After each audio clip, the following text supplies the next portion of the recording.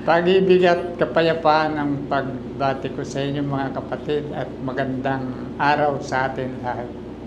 Sa pagkakataong to, ako po ang inyong kapatid, si kapatid na Sweetberto Yu. Naanib po ako taong June 18, 1983. Tungkol naman po sa kasaysayan ng aking pagka-anib sa iglesyang to, unang-una pakinggan ko po siya sa This is Manolo and his Jesus Family. At doon ko po nakilala si Brad Eli na kasalukuyan siya po isang guest doon sa marami silang relihiyon. Ang una ko pong kagad na napansin sa kanya pagkatapos ng programa, kami inanyayahan niya at mga kapatid, doon ko lang na papatunayan na yung kanyang pag-ibig sa kapwa nandun na kagad dahil pinakain po kami niya ng lugaw. Nung na-establish naman po yung naitayo ang lokal ng Padilla, marami na rin akong naging kasama na mga awat tulong po naman ng Diyos, kasakasama pa rin natin sa loob ng Iglesia ng Diyos. Ang isa na nagiging kasakasama ko po rito sa loob ng Iglesia ng Diyos, si kapatid na Renato Evangelista.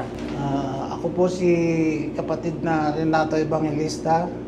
Nabautismohan po ako noong October 21, 1994. Sa October po ay magte-31 years na po ako sa iglesia. Nagsimula po ito sa bahay ni kapatid na Sweet. Magkapit-bahay po sila nung isa pang kapatid. Doon po nabuo ako na iglesia sa Forest Hill. Doon po pag dumidistino ang manggagawa, lalo at pag tag-ulan, gumugulong yun sa putik.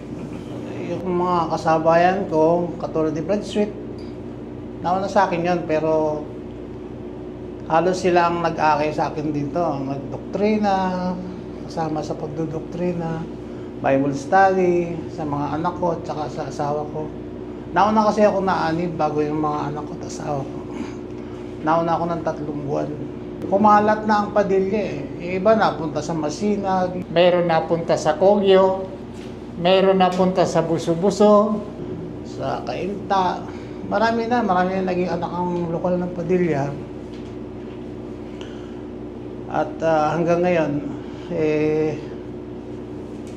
marami pa rin umaanib. Nung panahon ni Brad Eli, parang pagpapakilala, no? Na puro nun karamihan diskusyon, mga dumadayo pa kami. Pagka magkakaroon ng mga, bigla na lang kami gigising, sabi, oy, nandiyan si Ingkong, meron siyang diskusyon dito sa Cainta. Puntahan kami kahit anong oras ng gabi. At sa katunayan, halos lahat ng diskusyon niya napanood ko, wala pang tumalo sa kanya. Lalo ko pong napatunayan sa samahan to na ang kanyang mithiin hindi lang sa panlaman kundi talagang sa spiritual, mga kapatid, dahil nakita ko po siya na noon, ng panahon namin pa noon, ang pasalamat minsanan lang. Tapos pagdadating ng break time, siya po'y nakikita ko at hindi lang nakikita at nabahaginan pa ng siya po mismo ang nagbibigay ng ulam sa mga kapatid na walang baon, mga kapatid. Kaya isang pinagmamalaki ko sa samahan to na talagang taos ang kanyang pag-akay sa mga kapatid, mga kapatid. Ngayon naman, pagdating sa panahon ni kapatid na Daniel, naiba. Kasi ang tingin ko, yung panahon ng pag-diskusyon ni Brad Eli, parang parang itinigil na.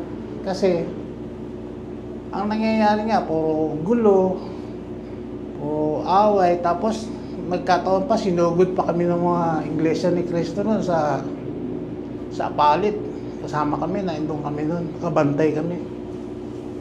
Siguro, itong panahon ni kapatid na Daniel, kung ang aral sa atin ay pag-ibig, puro pagpapakita ng pag-ibig sa kapwa, sa kapatid, siguro yun ang ano niya ngayon. Imbis na kasi makipag-diskusyon siya, hindi naman sila umaamin na talo, wala namang umaamin, kahit natalo na, panalo pa sila. Siguro tama lang yung ginagawa ni kapatid na Daniel, at siguro hindi lang dikta sa kanya ng espiritu para palaganap natin pag-ibig. Hindi puro na lang diskusyon. Buo na ang tiwala ko po at buong pananampalataya na si Kuya Daniel na po ang papalit kong sakasakali man po. At yan po hanggang sa kasalukuyan ngayon, dala-dala ko pa rin ang pananampalataya niyan na ang tiwala ko po ay yung aral na ibinigay sa atin ng Brad Eli.